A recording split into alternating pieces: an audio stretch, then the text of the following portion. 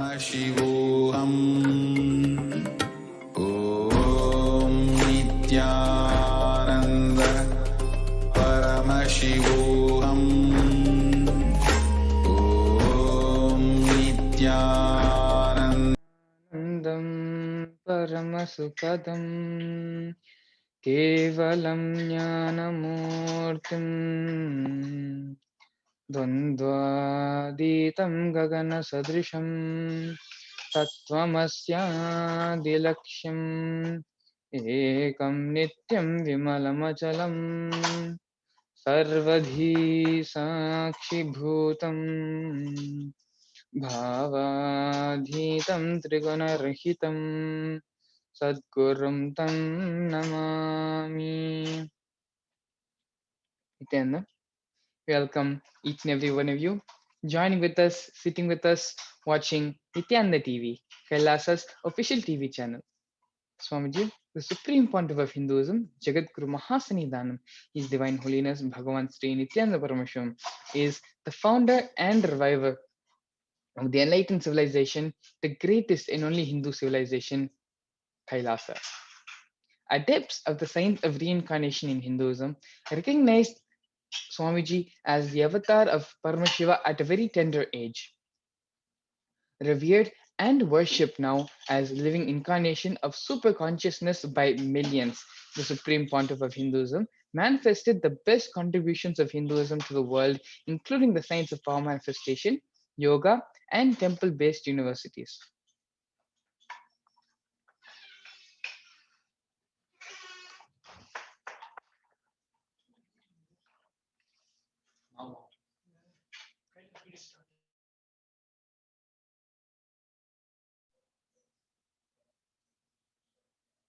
Kailasa Nation. Kailasa is a microcosmic, ancient, enlightened Hindu civilizational nation, which does not put importance on territory alone. Kailasa is revived by the present living incarnation of Paramashiva, the Supreme Pontiff of Hinduism, Jagatguru Mahasannidhanam, His Divine Holiness Bhagavan Nithyananda Paramashivam. Vivekananda visualized it, Yogananda yearned for it, Aurobindo accelerated it, Osho worked for it, Maharishi Mahesh Yogi mandated it, and due to the sincere efforts and hard work for the last 200 years, with all their blessings, Swamiji has manifested Kailasa. Kailasa supreme aim is to serve the religious and spiritual needs of 2 billion Hindus and the whole of humanity. Therefore, Kailasa is a consortium of multiple micronations, education institutions, including Hindu universities and schools, gurukuls, de facto spiritual embassies, temples, temple monastery complexes, nunneries, food banks, annamandirs, animal shelters, goshalas, libraries, jnanalayas, and organic agriculture, and more.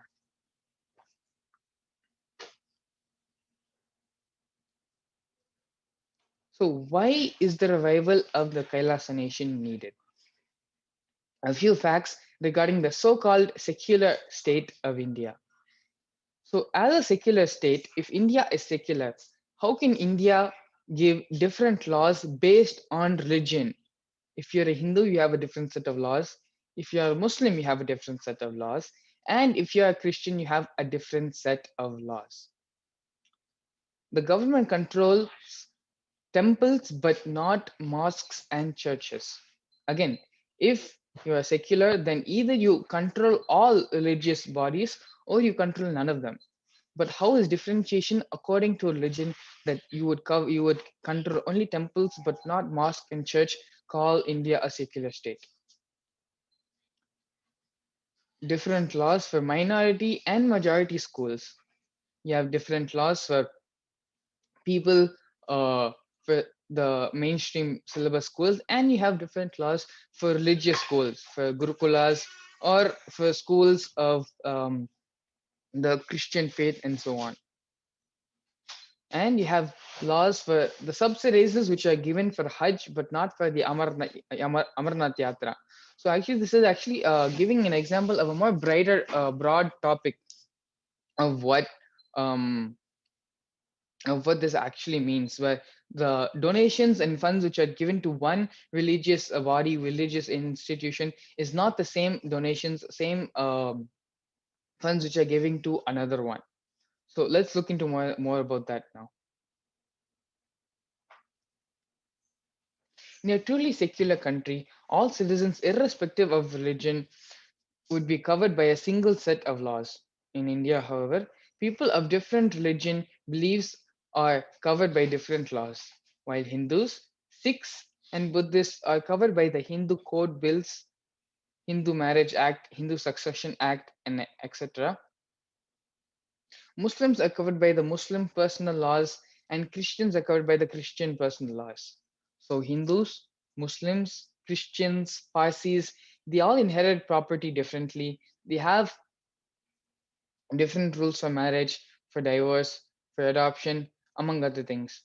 Some separation of religion and state, indeed. So this was taken from article uh, by the Economic Times, and they've beautifully presented the facts of how, if a state was a religious body, if it was a secular body, how the state and religion cannot be divided. How the state and religion must be divided. How, if something is a body which belongs to, if for example, if India was a secular body, they cannot call themselves secular if they're making laws based upon religion. If they are making laws, because just because you follow the Christianity faith, then you have a certain set of laws. If you follow the Muslim faith, then you have a certain set of laws. If you follow the Hindu faith, then you have a certain set of laws. That is exactly what India is doing, and doing so, they are still calling themselves as seculars, as a secular nation. But how are they secular when they have created laws based on the separation of different religions?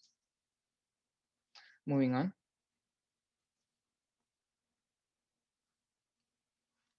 How many people know that while Hindu temples are under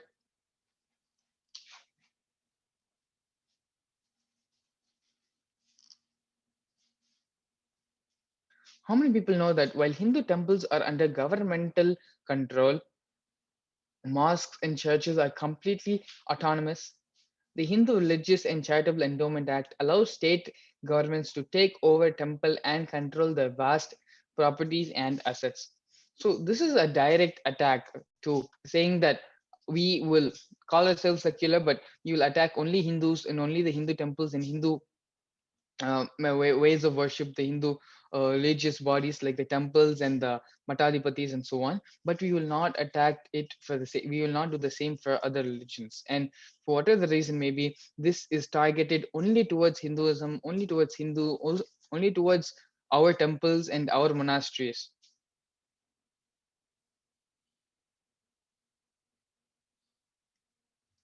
Bizarrely, the state government can use the money generated by a temple donation, income from assets, etc., for purposes that have absolutely nothing to do with not just the temple or other temples, but even that which has nothing to do with Hindus or Hinduism.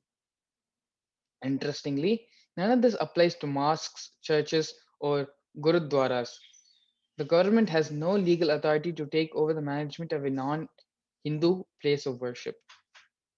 So, just reiterating the fact, how does it make sense to call yourself secular, to take over only the temple, the Hindu places of worship, the Hindu ways of worship, but not the way of uh, not the religious body of any other entity, of any other religious faith? So this is again another dilution, another fact where where the India and the political setup here is biased in terms of only controlling and limiting the Hindus and Hinduism, trying to destroy it, trying to take control of it, while giving a free reign to the rest of the other religions being established in this state. Different laws for minority schools and majority schools.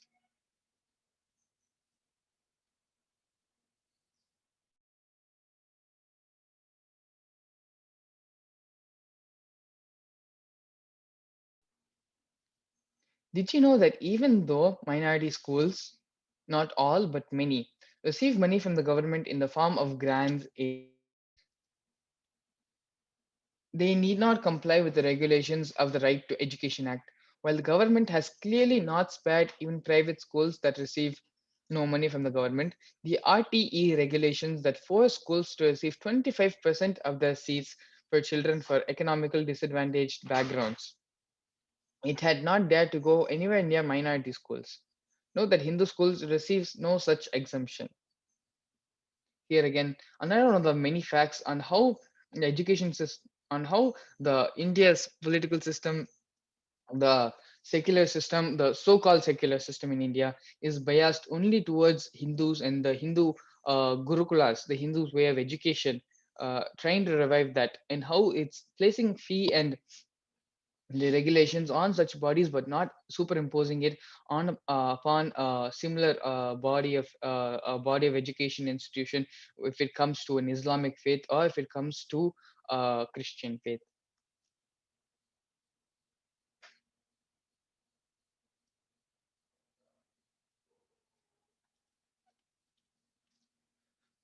Subsidized for Hajj, but not for Amarnath Yatra. So this is a very interesting concept. The concept of the state funding a pilgrimage using taxpayer money is rather strange. A truly secular country would not subsidize any pilgrimage, period. However, the Indian government spent 836 crores on the Hajj subsidies in 2012. The Supreme Court passed an order that directed the government to phase out the subsidy within 10 years. So that is an extreme amount of large money for any project, any endeavor at all. And that much of money being spent on just a single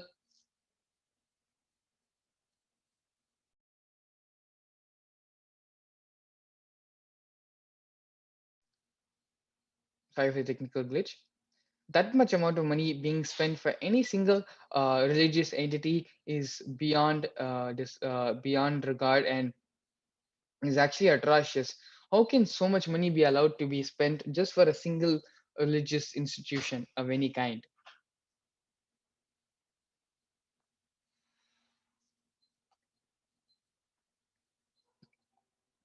If the state was so keen to subsidize pilgrimages, shouldn't it subsidize the pilgrimage of all religions? Why are subsidizes of the same scale not extended to an Amarnath Yatra or a Kumbh Mela, or for that matter, a pilgrimage to Israel? Before critics argue that the government spends a lot of money on providing pilgrims of the Amarnath Yatra or Kumbh Mela security, I would submit that the provision of security to citizens is not a favor but a basic responsibility of any state. And as straightforward as it's given in the slide as well, doing the bare minimum and calling and saying that no, it's not that the government does only for Muslims and Christians, but doing it for Hindus as well. Look at it properly. They are doing only the bare minimum. They are not going all out and providing the support and the money which they are providing for other religious institutions and other religious pilgrimages.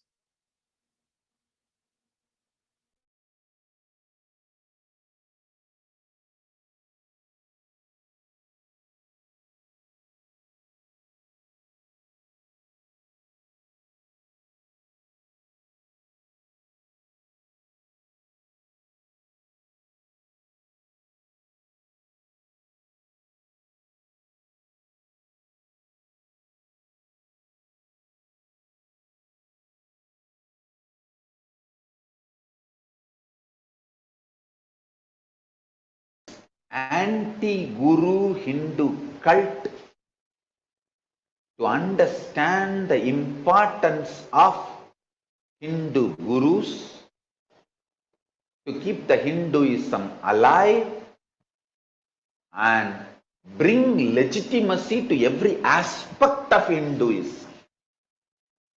Hinduism cannot be kept alive just by bringing political legitimacy.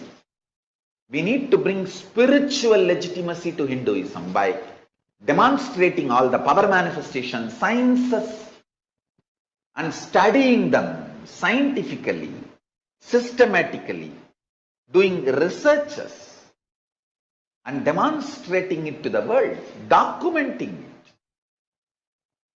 I can prove the very aura of a stone becomes different after the deity, the cosmic being, is made to manifest in that. Not just energy level, even the weight, the mass of the deity.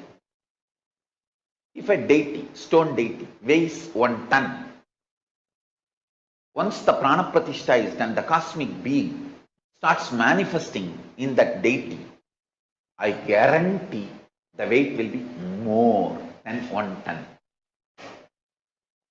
We need to study, document all this scientifically and demonstrate it. I am going to do it and I will do it. Already I have done this through power manifestation science. Now I will do it more systematically.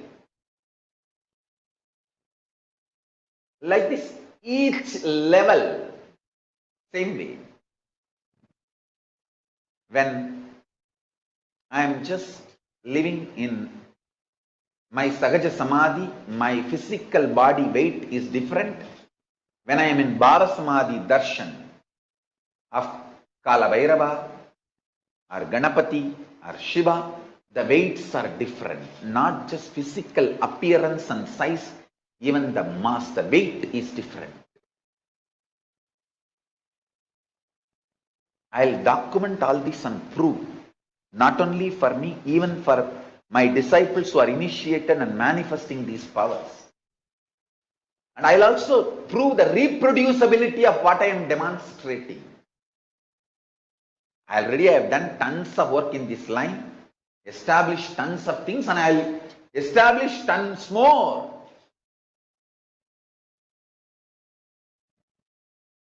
These are the purpose of reviving Kailasa. Only if all these are done, and whatever is done is documented and demonstrated, shown to the world, and whatever need to be documented should be documented and demonstrated to the world more systematically, scientifically, the way they can understand as per the binary logic and maths. They will understand Hinduism is extraordinary, subtle, but definitive science. Maybe subjective, but definitive science.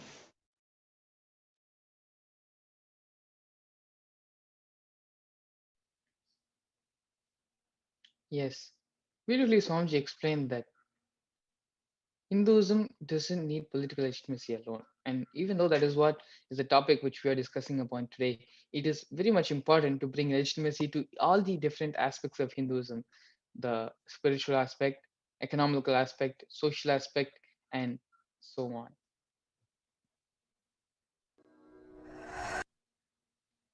How is Kailasa working on giving political legitimacy to Hindus and Hinduism? So actually, that is the purpose of the whole Kailasa nation itself. Kailasa is an apolitical nation whose vision is enlightened living on all of humanity. Towards this goal, it is dedicated to the preservation, restoration, and revival of the enlightened culture and civilization based on authentic Hinduism that was once practiced freely in over 56 nations across the continent, from Afghanistan, India, Nepal, Burma, Sri Lanka, all the way to Singapore, Malaysia, Cambodia, Indonesia, and is now facing extinction due to the persecution over a millennium. As a nation, Kailasa is a peaceful, sovereign, service oriented, and represents an ideology rather than a territory. It is rooted in the fundamental principle of Advaita or oneness, the idea that all beings can live in peace and harmony, and that all human beings are equal and divine and can reach their highest potential irrespective of their quality, nationality, religion, gender, or race.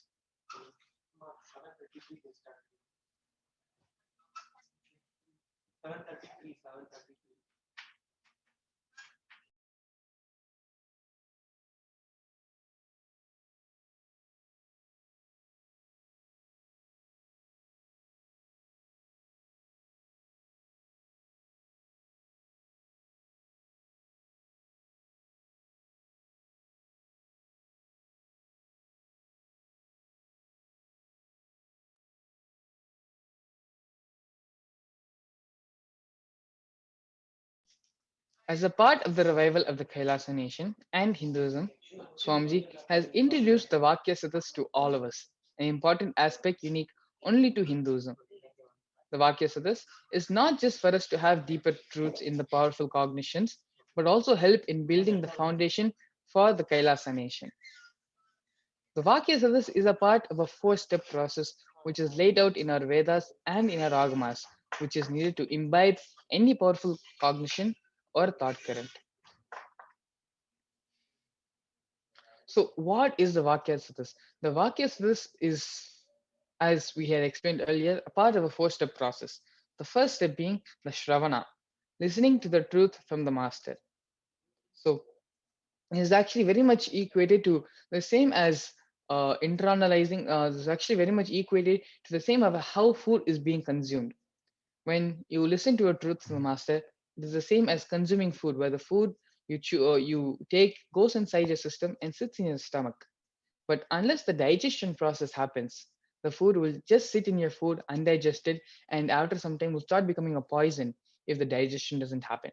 That is the same way with any powerful cognition, any spiritual truth, any thought current.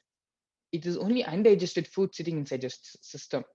For it to become a part of your body, for it to become into energy which your body can use, the rest of the process is very much needed.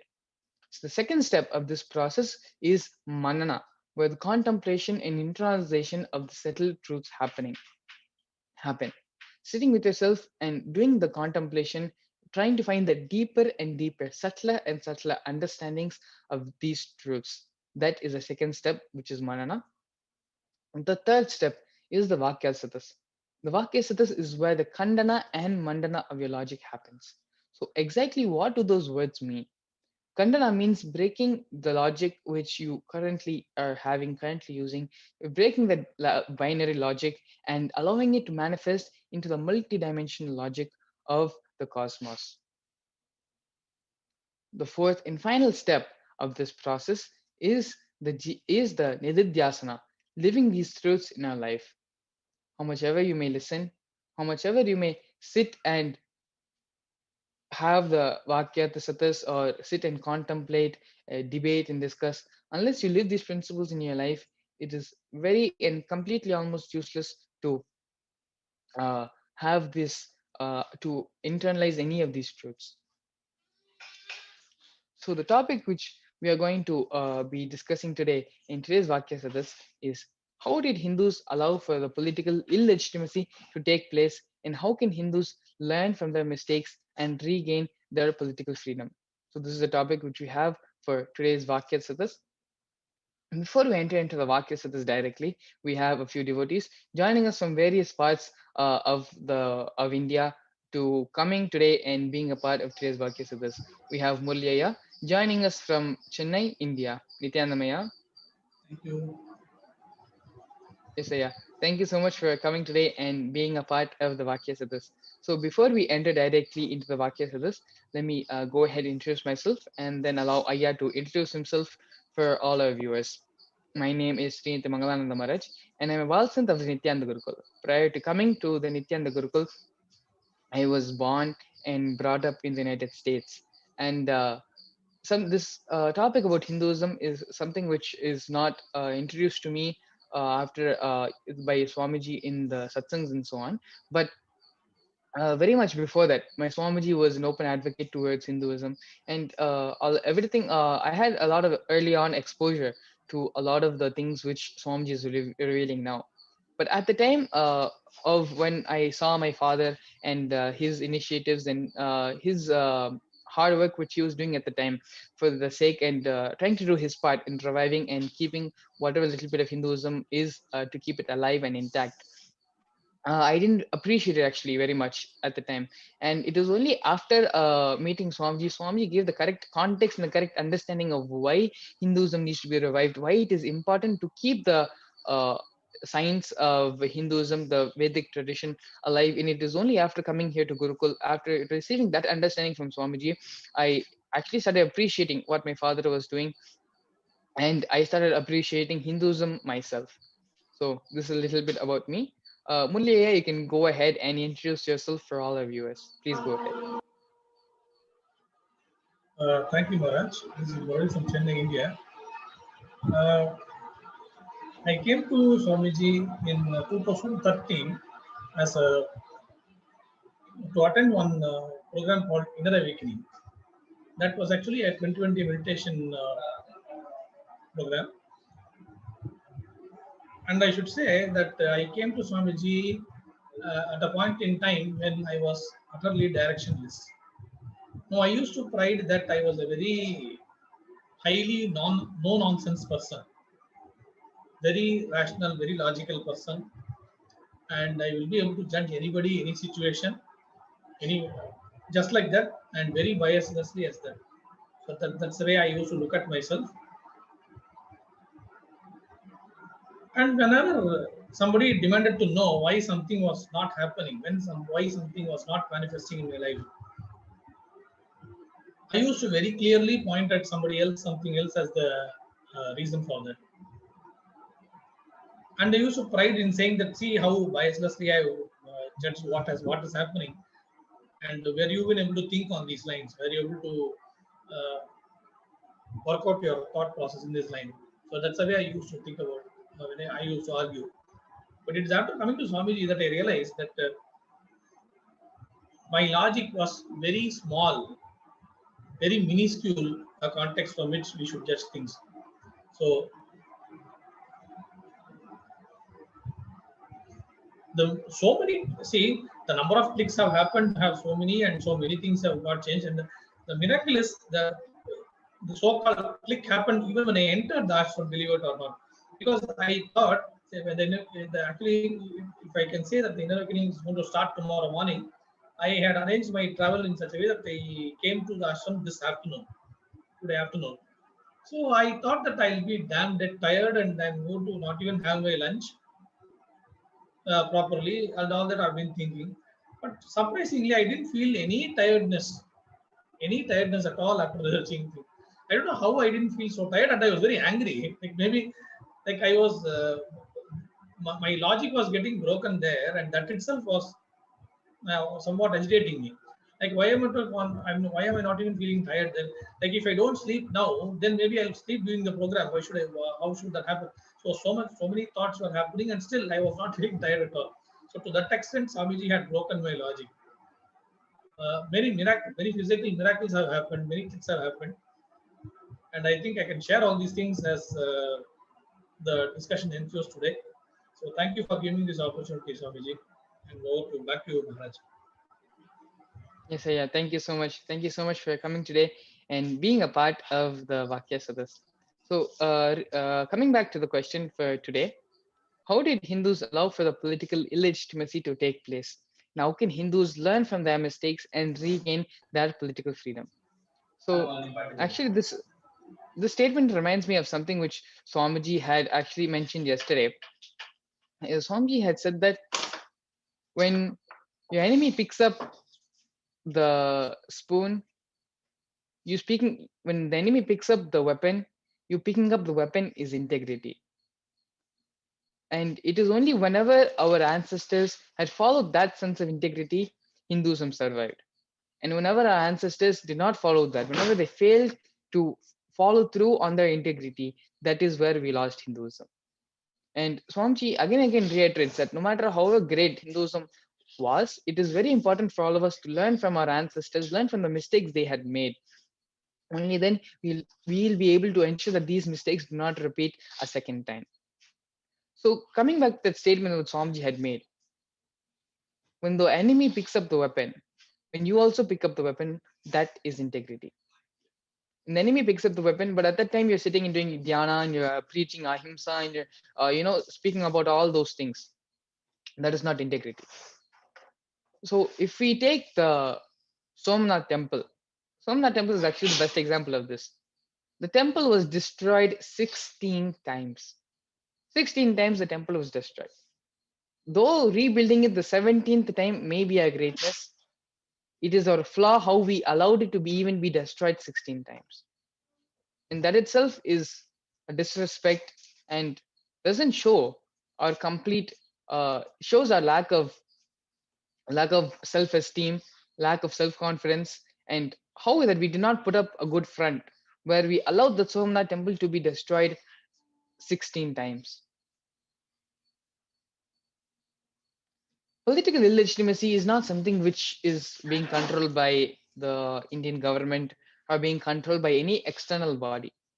It is the inner space which each and every Hindu is carrying is what is political legitimacy.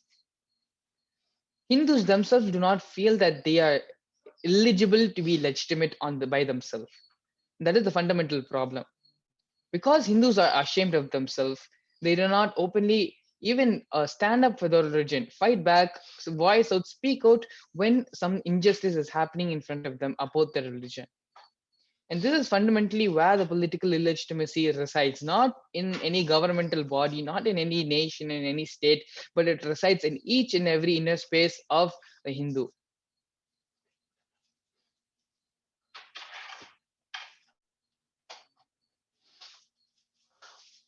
If we take a look at our history, the Hindu Holocaust, you can see multiple invasions during multiple points of time.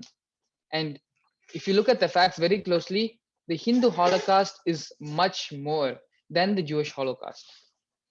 But why no one is speaking about it? Why has it not become such a phenomenon, such a big deal like how it became for the Jews? Because the Jews knew that they needed to survive. Something they had which Hindus do not have, and that is the self-esteem. Hindus had completely lost the self-esteem, and British had done an amazing job in breaking the Hindu self-esteem, so that when the British themselves destroyed Hinduism, or the Mughals they themselves destroyed Hinduism would be so brainwashed that they'll feel that this injustice which is happening to them is something which they deserve, and is not something which is an unrighteous thing happening to them. It is because fundamentally this is the inner space which everyone has carried till now, and that we are not able to have an independent living. It is fundamentally why India is in the state India is right now, because not a Hindu stood up for themselves, stood up for Hinduism, stood up for their religion, stood up for their motherland. And why this may hurting many people's sentiments and personally hurting many people directly is the truth. Hindus do not have a backbone to stand up for themselves, and that is why they have been bullied relentlessly till now, and they will continue to be bullied relentlessly till now unless we all become unabashedly practicing Hindus. So how did the legitimacy happen? How did we allow it to take place in the first place? Unfortunately, we were very gullible, we were very innocent, and we do not protect ourselves in the correct way. When the enemy took up the weapon, we did not take up the weapon. And that is why we had lost. That is where we are not integrated to our motherland, to the Veda Mata, and that is where Hinduism is in the state it is currently in right now. So this is my initial take on today's question. Mulliya, if you would like to share your initial take on this question, please go ahead. See, how did we allow the political illegitimacy to set in? Taking a weapon when the other person takes a weapon is integrity. We failed in the integrity, yes, that is there. But I actually see a different dimension to this question itself.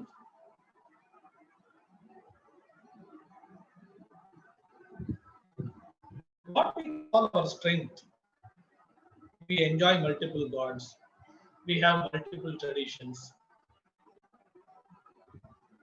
I think this strength was our weakness also. At least was I using hope in the hope that Swamiji is reviving the original understanding.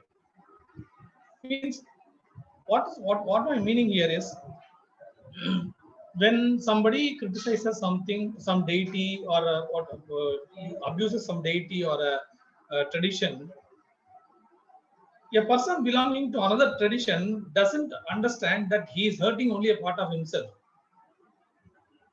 People belonging to another tradition, who pray to another deity, doesn't understand that a part of his own religion is being offended. See, in the quite recent time, when somebody abused Andal, a movie lyricist actually abused Andal for the way she is, and also one person, somebody abused Subramanya, Muruga about that Sashti Kavacham. Now, people who don't know Subramanya or who don't belong to that tradition, they don't recognize that it is their own religion that is being offended. Just because they don't pray to the deity, they are not able to relate to that whole incident. They don't come back with the same intensity. See, we criticize Islam and Christianity saying they are very poor because they are only one God religions. But that is working in their favor because we don't have we are not able to when we criticize the only God they have, everybody come together.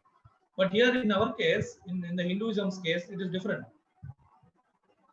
We have multiple gods, we have multiple traditions. So when somebody offends some deity or some tradition that we don't belong, that original person belong to, we don't feel any intensity toward against that phenomenon that's happening. That is where I think the illegitimacy starts setting in.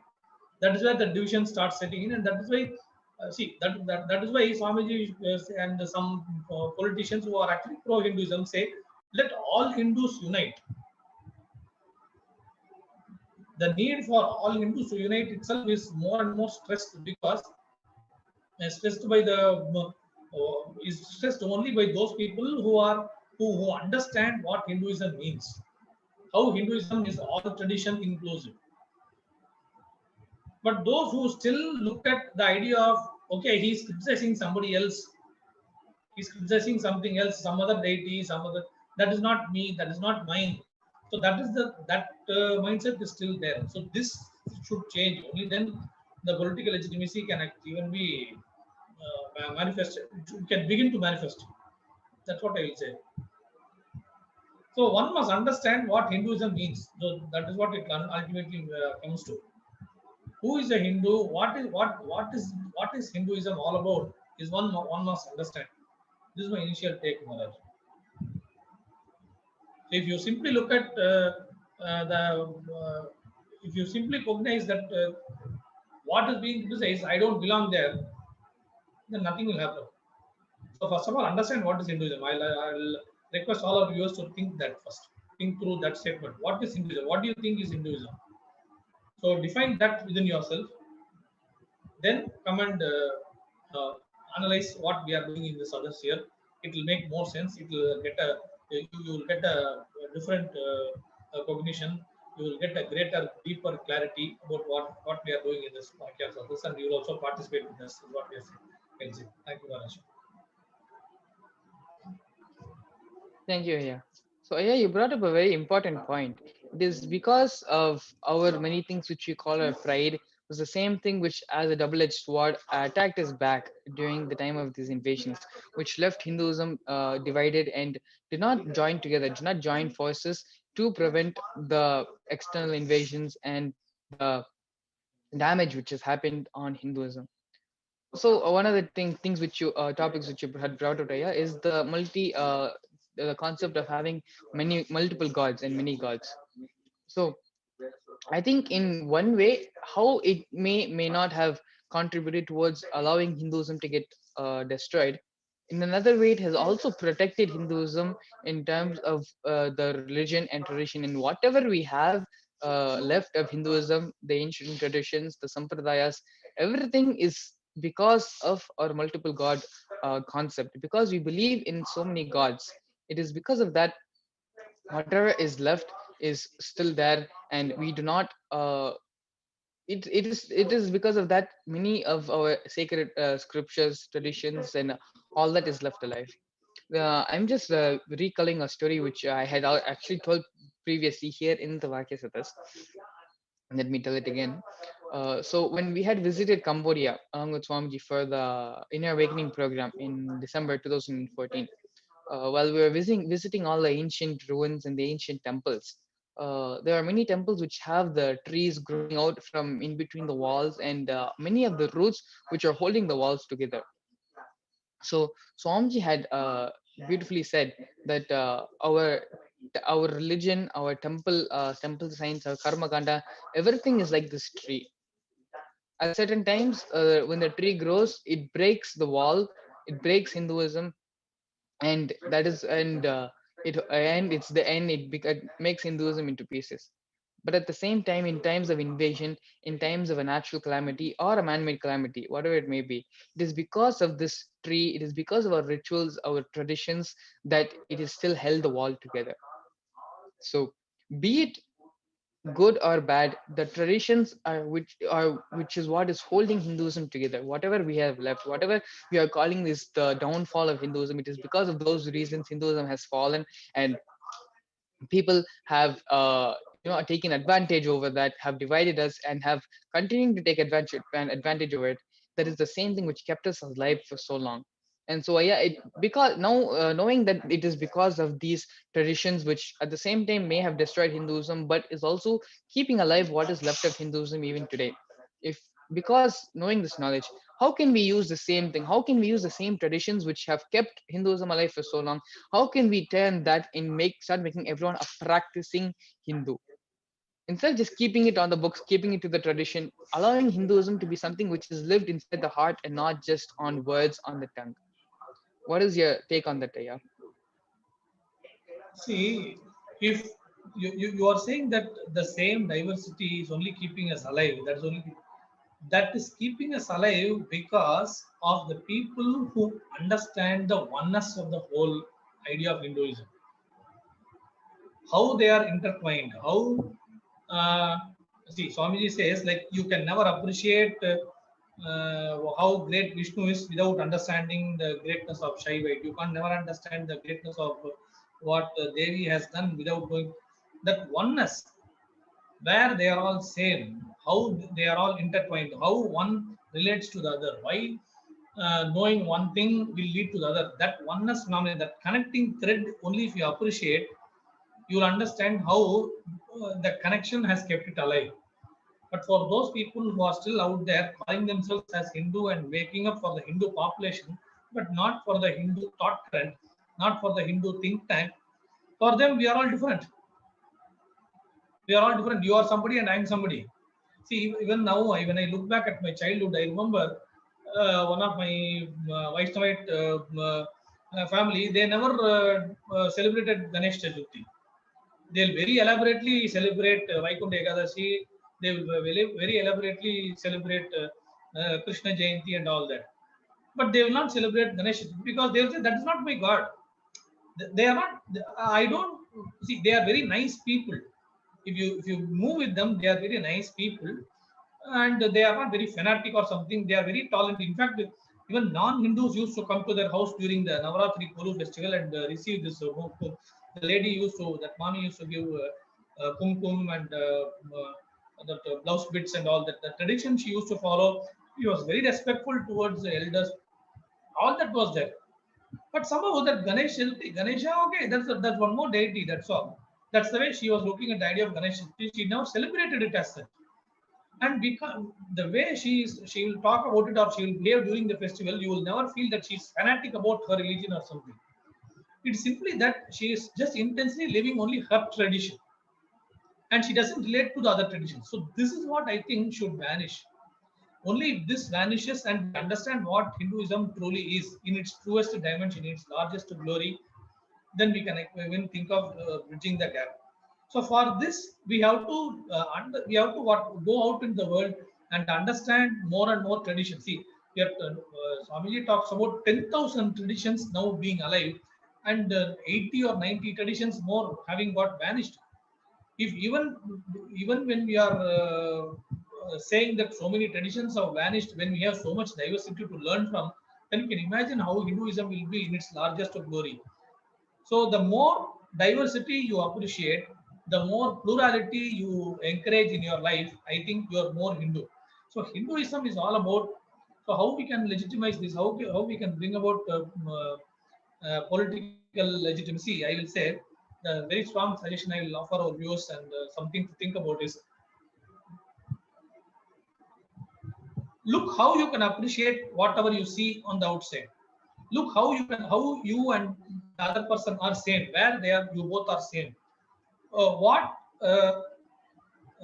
value system you hold, uh, whereby you can say that your tradition and that tradition are the same, or how one is dependent on the other, how they are both intertwined.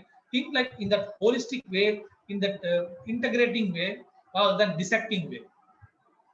When you dissect, when you use your only kandana and never mandana, then it will never happen. So look to integrate, look to see how the both are same, how you both reach the same culminating ultimate truth point. If you do that, I think you will realize the importance and necessity for all the traditions. And this, if you do, I think you are sure to look beyond who you deify. If you say this is my God, this is my tradition, you look beyond that. Okay, your tradition. What do you want to achieve? Ultimately achieve? Do you want to just uphold that Godhead, or do you want to go beyond that? Think like that. Do you want to uphold this Godhead and make it supreme for everybody? Then you are as fanatic as anybody else. That's what I will say. So it's not about Christian or Muslim. It's about the thought current. Do you want to uphold only one Godhead? Do you want to uphold only one tradition? Then you are fanatic. That's all. So look to integrate. Look for holism. Then you are there. Then you are achieving the purpose of Kailasa. This is what I will request my viewers. Have I answered you? Actually, in response to this, to the response which you gave, Swamiji had actually again and again told that why Hinduism is going to be successful in the future of humanity, why Hinduism is the only religion for humanity going forward, is because we accommodate the idea and the concept of multiple gods and multiple faiths and multiple gods basically.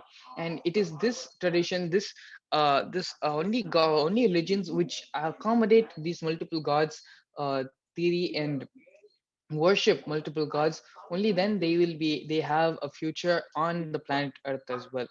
Humanity is beautifully evolving and maturing to a point where they are going towards mainstream, towards they are not just trusting what is being told to them by the media, but they are doing their own due diligence as well. They are doing research, they are finding out the true answers, and they have started questioning society, questioning humanity, and that only Hinduism will be able to stand the scrutiny of modern society, modern humanity, and modern youth. Yeah, why do you think is that? Why is it so that Swamiji has said that only Hinduism is capable and is the only religion which will be able to stand the scrutiny of the modern humanity and modern civilization? Today, we are actually proudly demanding proof, evidence for everything. For us, everything will be acceptable if only you are able to show statistics, show tangible results. But God, we say, is intangible. You can't perceive through the five senses. It is something that you have to feel within, realize within. So, how can this happen? How exactly can we make humanity at large realize this true self, especially when uh, the concept of the five senses itself is highly subjective. See, what you are able to see with your bare eyes may not be something which I may be able to see with my bare eyes at this age. And or 70 or 80-year-old person may be able to see even may not be able to see something even quite a big object, what I will perceive as a big object for me to see clearly. So the idea of perceiving through the five senses is highly subjective across the whole globe.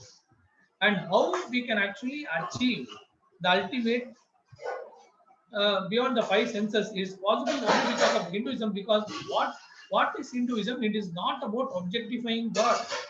We don't actually intend to objectify God. It's a very, very strong statement I want to make. Many people oppose, many these non-Hindu religion people I see in my life, they oppose Hinduism because they think it is replacing them, it is eliminating them.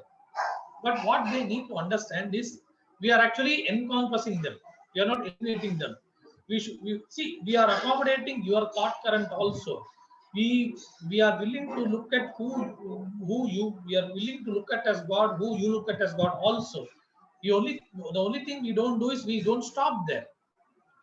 If this idea is made clear in the minds of many people, they will understand. See, I have some, I remember one or two friends of mine, they come to temples, they have vibhuti on their foreheads. After coming here, they take Hindu prasadam, they apply vibhuti on their head, and people say, hey, come on, man, it's just a ash, what is going to me? Just applying on the ash like you're on the forehead, like how you do, is not going to change my God, it's not going to change my religion. I will say that these are the true Hindus, even though they are not Hindus by birth, by lineage, they are Hindu by thought current. So Hinduism is a thought current. You must have this accommodative mindset.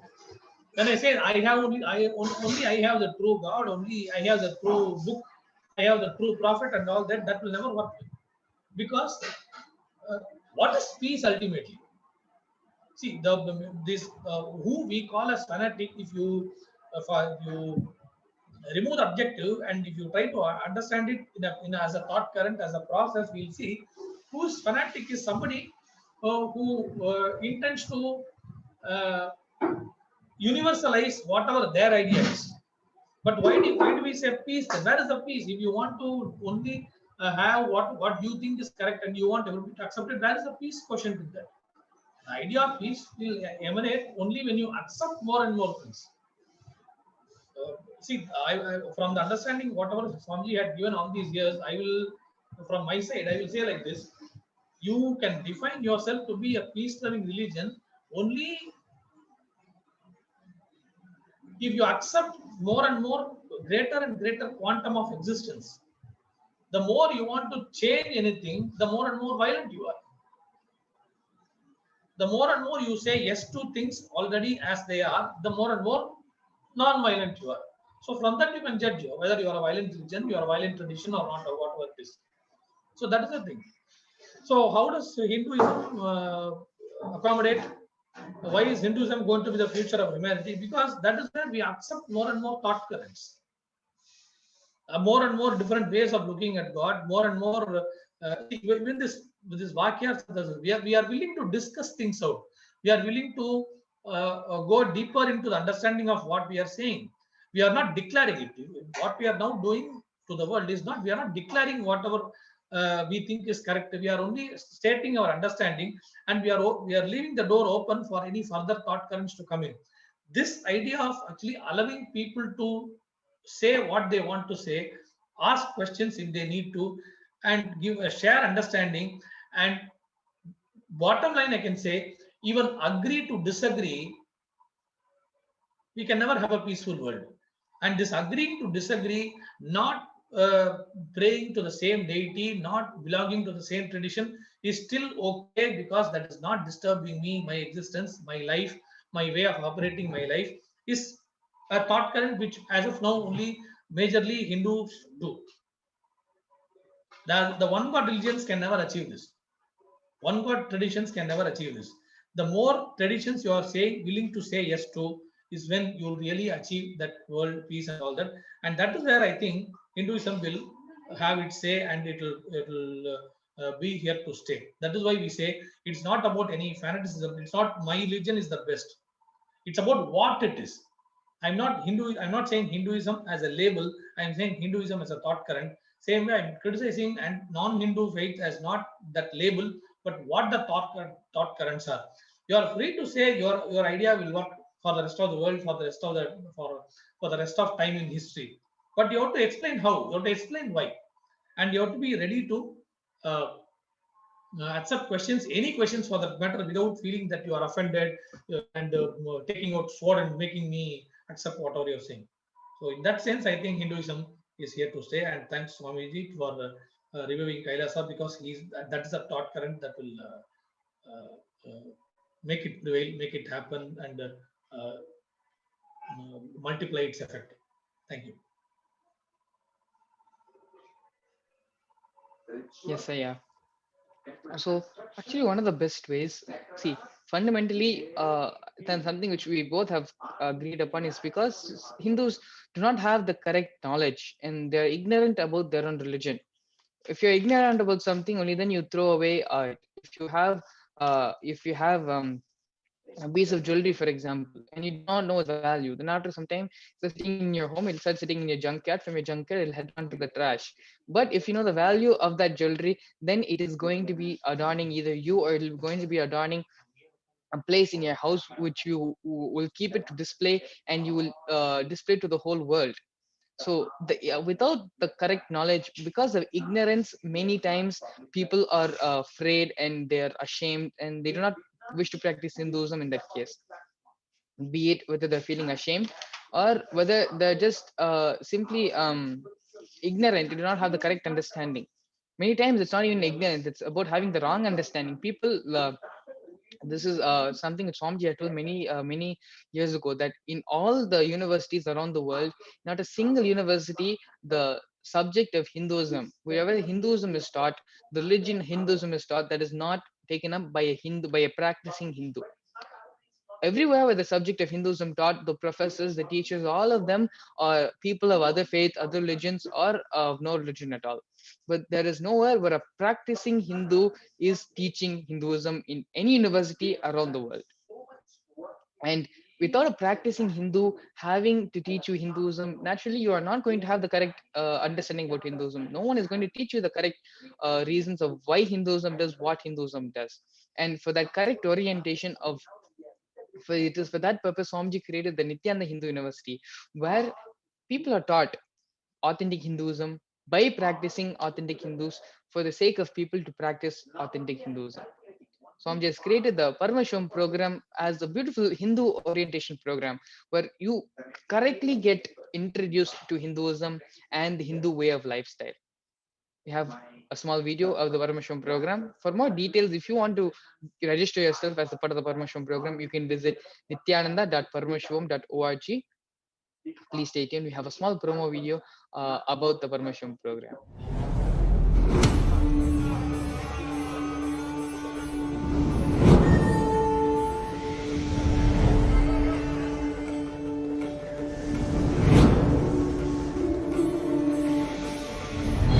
The time is right. The world is ready.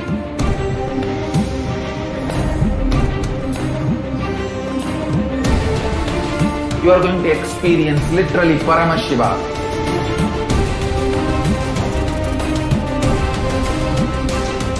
Most powerful, intangible but definitive, intense processes.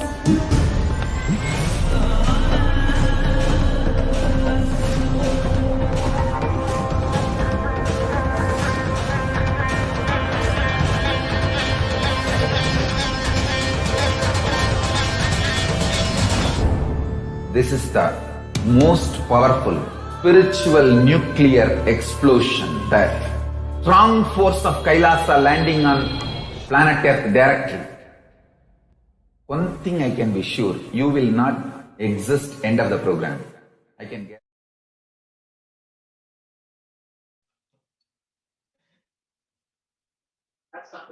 Yes, sir, yeah. We've almost come to the conclusion of today's Vakya Sadas. We've come to the next phase of it. So before we conclude today's Vakya Sadas, if before we end today's Vakya Sadas, what is your final takeaway? Yeah, your final something the essence of today's Vakya, something which you will are taking away from today's Vakya Sadas. Please go ahead and you can share now. Yeah.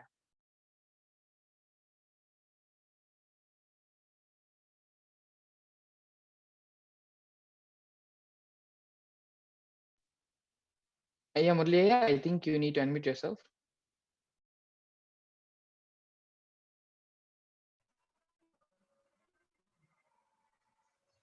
Stop looking at the label Hindu.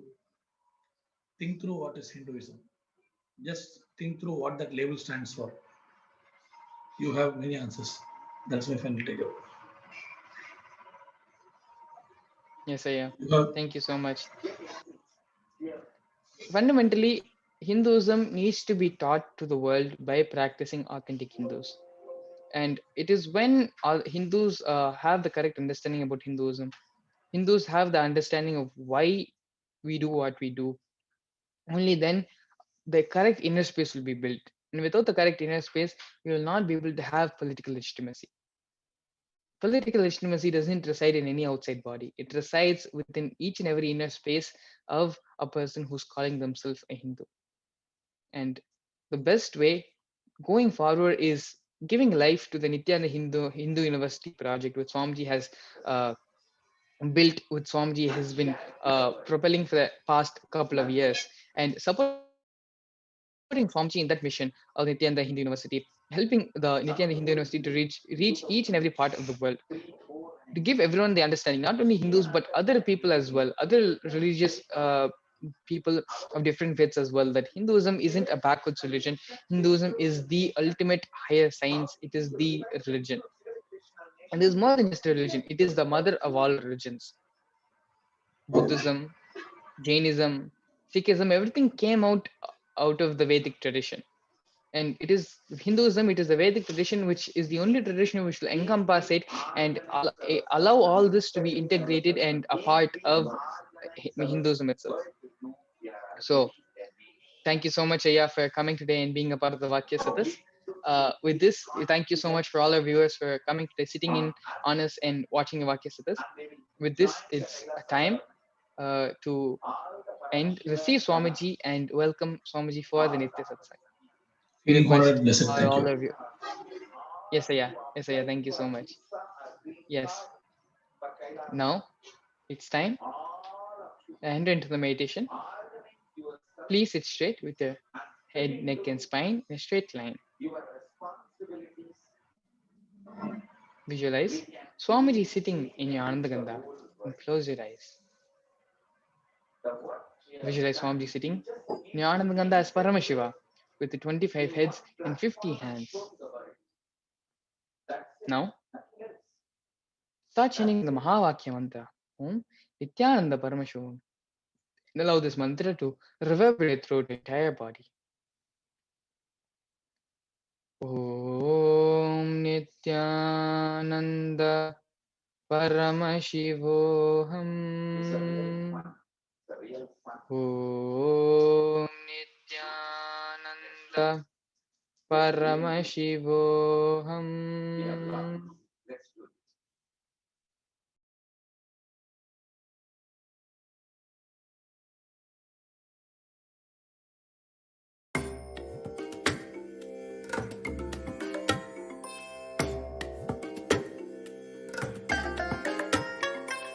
I bless you all.